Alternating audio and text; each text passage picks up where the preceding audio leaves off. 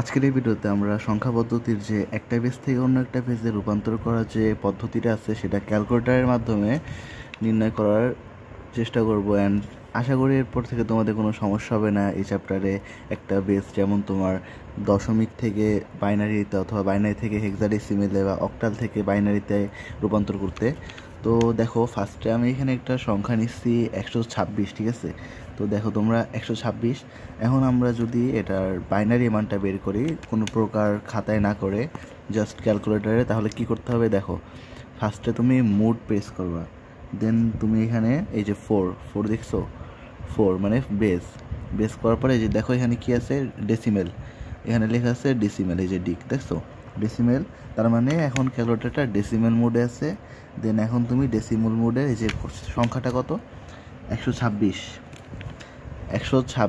এই যে এখানে তুমি বসাবা যে 126। দেন এটা দেওয়ার পর এটা ইনপুট করে দেবা 126 দেওয়ার পরে তুমি ক্যালকুলেটারে দেখো এই যে এখানে লগ দেখছো, এই যে লগ মানে হলো বাইনারি, এই বাইনারিতে প্রেস করবা, লগে প্রেস করবা, দেখো এই যে তোমার এখানে বাইনারিতে সংখ্যাটা প্রকাশ হয়ে গেছে দেখছো, এই যে অন ট্রিপল অন 0, এটা তোমার বাইনারিতে। তাহলে আমি সংখ্যাটা বসিয়ে ফেলি যে কি দেয় এখানে। তো দেখো আমি এখানে এটার বাইনারি মানটা বসিয়ে ফেলেছি। তো আমরা যদি এখন উল্টোভাবে ট্রাই করি, যেমন এই যে এটার বাইনারি মান হলো তোমার এটা, ঠিক আছে, এই যে দেখো অন 7টা 6টা 1 একটা 0। এখন এটাকে যদি আমি তোমার কনভার্ট করি, মানে ডেসিমেলে কনভার্ট করি, যে ডেসিমেল মানে হলো তোমার এটা, এই যে দেখছো এখানে এক্স স্কোয়ার মানে ডেসিমেল ডেক, এই যে দেখছো সেই 126ই আসে এখানে 126। এখন যদি আমরা এই বাইনারি মানটাকে এই বাইনারি মানটাকে আমরা যদি অক্টালে প্রকাশ করি তাহলে কি হবে দেখা যাক।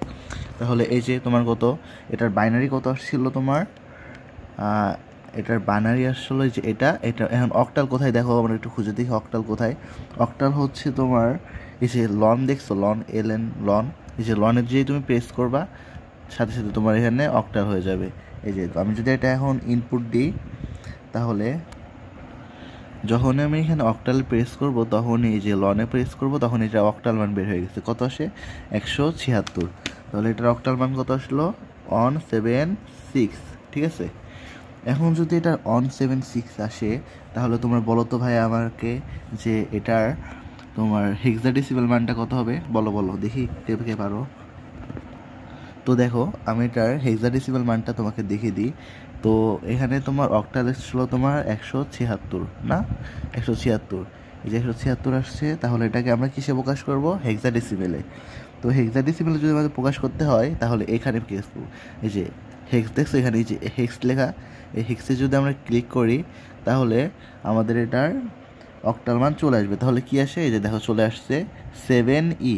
ভাই কি হলো 7E, এটা হলো যদি তাহলে হবে তোমার 7E, এটা হলো তোমার অক্টাল মান, হেক্সাডেসিমাল মান। তারপর দেখি আমরা এই যে এখানে যদি আমরা ফার্স্টে যে এখানে এটা আছে ক্যালকুলেটর আছে হেক্সা মোডে 7 নিব, 7, আর এই যে ই কোথায়, হলো আমাদের এখানে কজের এখানে ই নিলে এটা ইনপুট করে দিলাম। ইনপুট করার পরে যদি এটা আমরা দশমিকে প্রকাশ করি, এই যে এক্স স্কোয়ার, তো এই যে এক্স স্কোয়ার প্রকাশ করলে এই যে 126। তো থ্যাংক ইউ।